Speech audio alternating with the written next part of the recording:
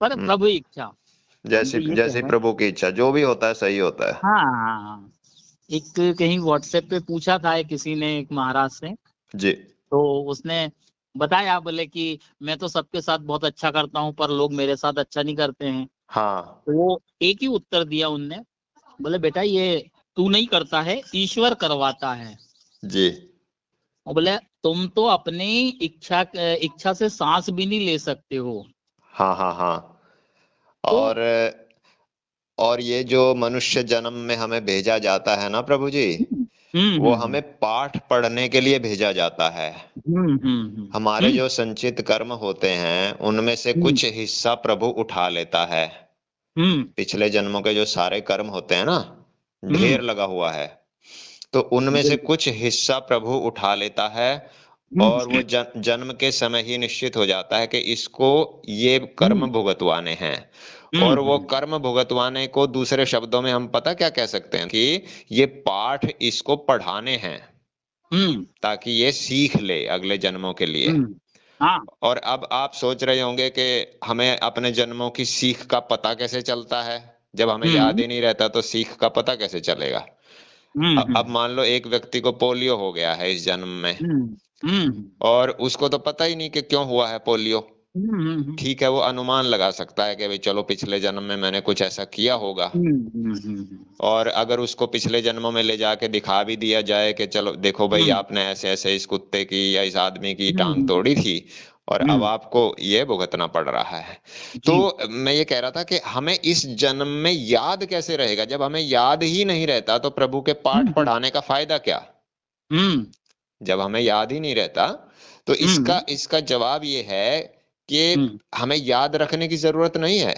हमारा हम्म। जो स्वभाव है ना, स्वभाव, हम्म। अंतःकरण पर जो छाप पड़ती जाएगी, हम्म। घटनाओं से जो हम सबक लेंगे, तो हाँ। अंतःकरण से वो छाप पड़ती जाएगी अंतःकरण पर।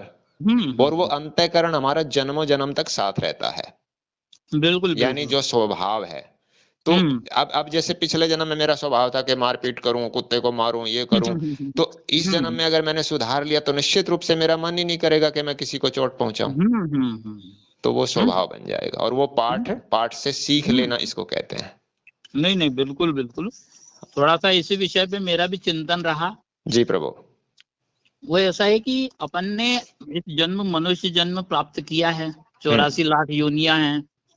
हाँ तो हो सकता है कि अपनी जो आखिरी योनि है, जिस प्रकार एक अपन देखते हैं ना, हवा जहां से भराती है साइकिल के टायर में, वहीं से निकलती भी है। हाँ हाँ हाँ तो अपने को अगर मोक्ष प्राप्त करना है, हाँ। तो यहीं से अपने शुरू हुए थे कर्म, और यहीं जाके खत्म हो रहे हैं मनुष्य योनि में। अब बिल्कुल। ये भी हो सकता है कि भगवान ने कहा है कि भैया एक मनुष्य प्राणी ही ऐसा होता है जो मोक्ष प्राप्त करेगा, मेरे अल्प ज्ञान के अनुसार। हाँ हाँ हाँ। तो तू इस जन्म में ऐसे कर्म कर, या तो मोक्ष आ जाएगा, और नहीं तो फिर वही 84 लाख योनियां, इस और जन्म का कर्म अगले जन्म में, अगले जन्म का कर्म अगले जन्म में। हाँ हाँ और इस जन्म में अपने को पिछले जन्म में अपन क्या थे ये नहीं जान सकते हैं हाँ एक सामान्य बुद्धि से। हाँ। कुछ जो प्रक्रियाएं हैं योगा की हाँ जो सिखाती हाँ, हैं ऐसा। हाँ। नहीं ज्योतिष में भी अपन जान सकते हैं कि हम्म पूर्व योनि क्या थी। तो भगवान को लगा कि नहीं ये मनुष्य बनने लायक है। मैं हम्म। जैसे एक शिक्षक हूँ, तो बच्चों का उदाहरण देता हूँ कि भाई आपने 33% ले आए तो आप पास हो जाओगे, अगली क्लास में पहुंच जाओगे। जी। तो भगवान ने भी एक टारगेट बना के रखा है कि आपके इतने अच्छे कर्म होंगे तो आप इंसान बन जाओगे।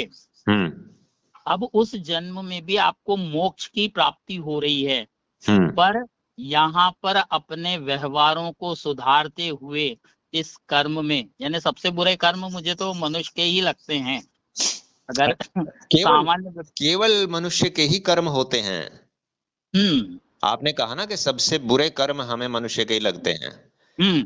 इसको मैं थोड़ा सा सुधार देता हूँ, मैं इतना हम्म। ज्ञानी तो नहीं हूँ, लेकिन अपना मित्र हम्म। समझकर आपकी बात को सुधार देता हूँ कि नहीं बिल्कुल। ये बाकियों का कर्म का कोई रजिस्टर है ही नहीं भगवान के पास, बाकी सब भोग हम्म। योनियां हैं।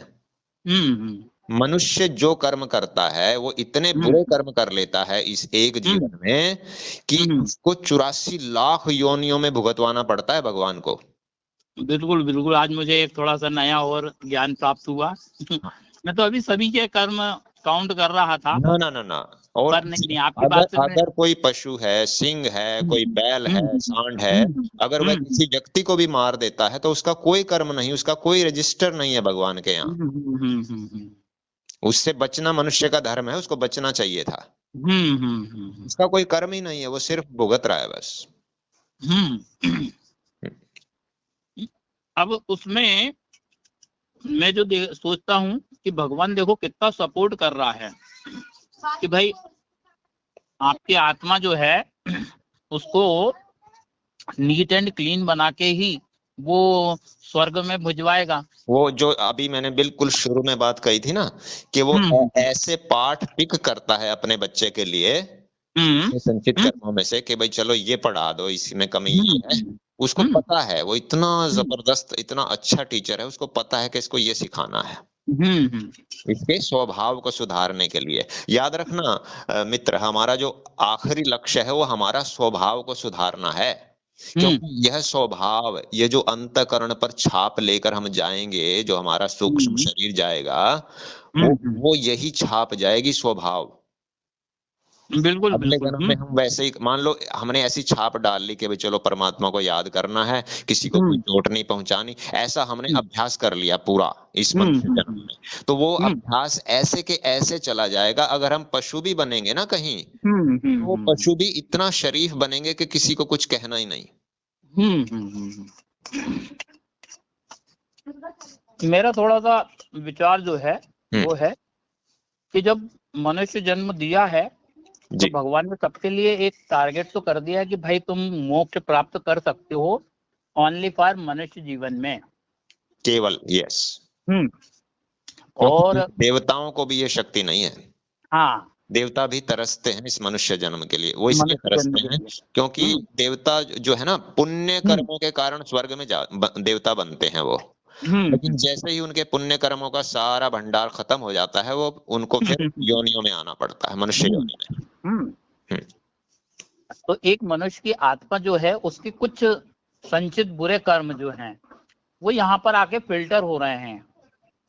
आज मेरे ऊपर कोई दुख मुसीबत आ रही है, हाँ, तो वो जो शब्द मतलब जो बुरे कर्म हैं उनको या तो मैं बहुत अच्छे तरीके से सहन करके और आगे बढ़ूं तो मेरे जो आत्मा है वो नीट एंड क्लीन हो जाएगी। हाँ, जैसे कहते हैं ना, एग्जाम के बाद फिर एग्जाम, भाई तुम 10वीं पास तो हो गए, अब 10वीं के अंदर तुम देखो कि तुमने कितनी पढ़ाई करी थी, वास्तव में ज्ञान है कि नहीं है। प्रीवियस क्लास का भी एक कुछ मैटर निकलता है, तो सारा ही काम आएगा वो आगे। हाँ, अब ये है कि आपने 2 घंटे पढ़ के 20 क्वेश्चन से पढ़ के और 9वीं से 10वीं में तो आ गए हैं, पर वो जो 10वीं का बेस है जो 9वीं में आना था वो नहीं है, तो तुम 11वीं में नहीं जाओगे।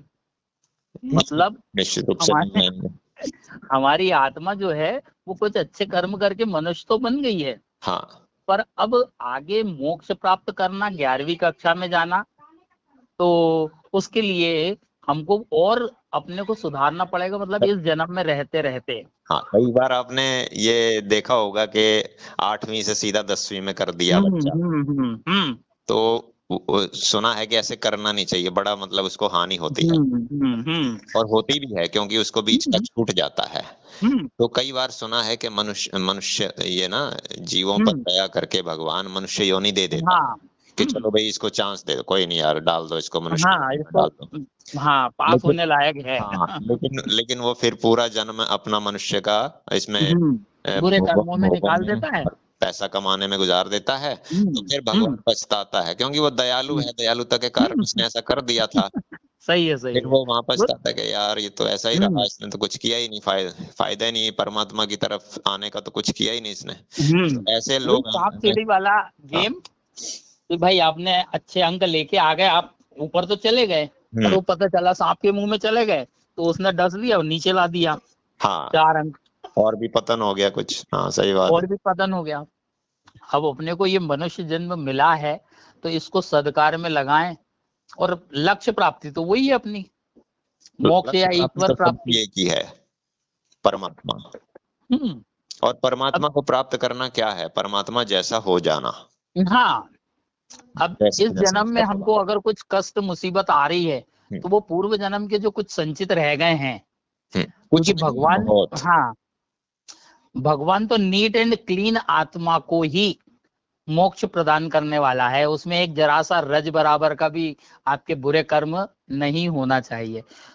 तो वो आपको यहाँ सुधारने का मौका दे रहा है कि सहन करो दुख तकलीफ कष्ट को और आगे बढ़ो। अब व्यक्ति क्या होता है कि अच्छाई में नहीं बुराई में ज्यादा बुरे कर्म कर देता है जब उसका संकट का समय आता है। हाँ, अपने आप को बचाने के लिए या फिर कई बार ये सोचता है कि चलो यार एक बुरा कर्म तो हो गया, अब यार ये भी हो जाने दो, जब एक हो गया 2 हो गए तो चलो 2-4 हो जाएंगे क्या। वहां पर 2-3 प्रकार रहते हैं बुरे कर्म के। एक अज्ञानतावश, दूसरा एक गलती हो गई फिर और गलती कर दी है, कुछ सुख प्राप्ति के लिए कि नहीं इसमें ये भी होगा। तो इस प्रकार से अब यहाँ देखिए ना कि मनुष्य जन्म में कितना संभल के रहना पड़ रहा है अपने को मोक्ष प्राप्त करने के लिए। यानी भगवान ने तो उनके पाले की गेंद अपने पाले में डाल दी है, अब उसको संभाल के रखना, जैसे वॉलीबॉल में होता है ना। तो भाई अब जहां तक मेरा मानना है मन क्रम वचन सबसे बुरे कर्म हो जाते हैं। हमने किसी के बारे में सोच लिया यार मैं इसको चक्कू मार दूं और इसका सारा धन ले लूं, मतलब हो गया। हाँ, कलयुग में तो ऐसा सुना है कि भगवान ने जो ये है ना जो मन से जो कर्म हो रहा है इसको मिटाया हुआ है अभी अपने खाते से कलयुग में। हाँ, क्योंकि मन तो बहुत गंदा हो जाएगा। हाँ, अब उन्होंने जो वास्तव में हम कर्म कर रहे हैं ना उनका खाता रखा हुआ है कलयुग में। अच्छा जी। और एक चीज और भी थोड़ी सी आती है कि अभी मैंने जो बताया मुझे मालूम नहीं था, आपके द्वारा पता चला है कि भगवान ने जो मन से सोचने वाले काम है उनको मिटा के रखा है। नहीं है मैंने भी, हाँ। पर मैं उसको थोड़ा सा कम बिलीव कर रहा हूँ, ऐसी उसके लिए नहीं है भाई। अब मेरे पास अगर 10 रुपए नहीं है और किसी को 10 रुपए की आवश्यकता है, हाँ, तो मैंने मन में सोच लिया कि यदि मेरे पास 10 रुपए होते तो मैं इस व्यक्ति को दे देता और ये भूखा है तो कुछ खा लेता। तो एक वहां पर पॉजिटिव टिक लग गया, भाई मेरे पास होते और मैं देता तो नियत बढ़िया है, तो वो संचित हो गए मेरा पुण्य कर्म, सही बात। वो नियत सोचे तो क्योंकि भगवान के यहाँ केवल भाव की भाषा दर्ज होती है उस रजिस्टर में। कि आपका भाव क्या था, आपकी नीयत क्या थी। लोग क्या कह रहे हैं वो ये नहीं देखते। मान लो लोग तो मैं इतना अच्छा काम कर रहा हूँ और लोग मुझे कह रहे हैं पापी ये तो खराब, इसका तो नीयत खराब है, तो वो नहीं दर्ज होगा। भगवान मेरे भाव को पढ़ेगा, बस वही दर्ज करेगा। हाँ, तो वही कि हमने भाई सोच तो लिया, और मेरा मानना यह है कि हम जब कोई भी काम करते हैं तो उसके पहले सोच बनाते हैं, सोचते हैं फिर ही करते हैं। हाँ। आज मैंने सुबह से सोचा होगा तभी आपको फोन लगाया। हाँ, आज हम भूख लगती है तो खाना खाने की सोचते हैं। जी। मन में तो हम धारण करते हैं ना। और कहीं मैंने पढ़ा है उसमें मंगलाचरण में, मैं मनहा शिव संकल्पमस्तु, मेरा मन शिव संकल्प करे, सत्य का संकल्प करे। निश्चित रूप से सत्य से तो जुड़े बिना सोचे तो कोई काम ही नहीं होता है। हाँ, बिना सोचे तो पागल आदमी मैं कह सकता हूँ कि वो पागल है जो बिना सोचे कुछ कर देता है। हाँ, जो सात्विक मनुष्य होता है ना, सात्विक मनुष्य यानी जो परमात्मा की तरफ यात्रा करने वाला है, तो वो क्या करता है, वो खाने से पहले भी सोचता है कि मैं क्या खा रहा हूँ, तभी वो पेट में डालता है। और वो बोलने से पहले भी सोचता है कि मैं क्या बोल रहा हाँ, हूँ। हर काम से पहले सोचता है, अच्छे सोचता काम और बुरे काम करने और से। जो तामसिक और राजसी होता है, राजसी को मैं अपने भाषा में कई बार आधा राक्षस कहता हूँ, क्योंकि हाँ। राजसी मनुष्य पैसे के मोह उसमें घमंड में ना कई बार राक्षसों जैसे काम करता है। और उसका उद्वेग, उसकी जो क्रियाकलापों का उद्वेग इतना बढ़ जाता है कि कई बार तो वो राक्षसों को भी मात कर देता है।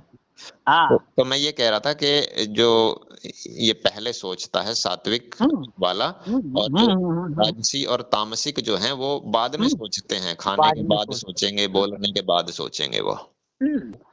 इवन जो है वो जानवर भी कुछ ना कुछ सोचता ही होगा। हाँ, सुना है जानवरों के अंदर भी, जैसे गाय है, गाय के अंदर भी बुद्धि होती है।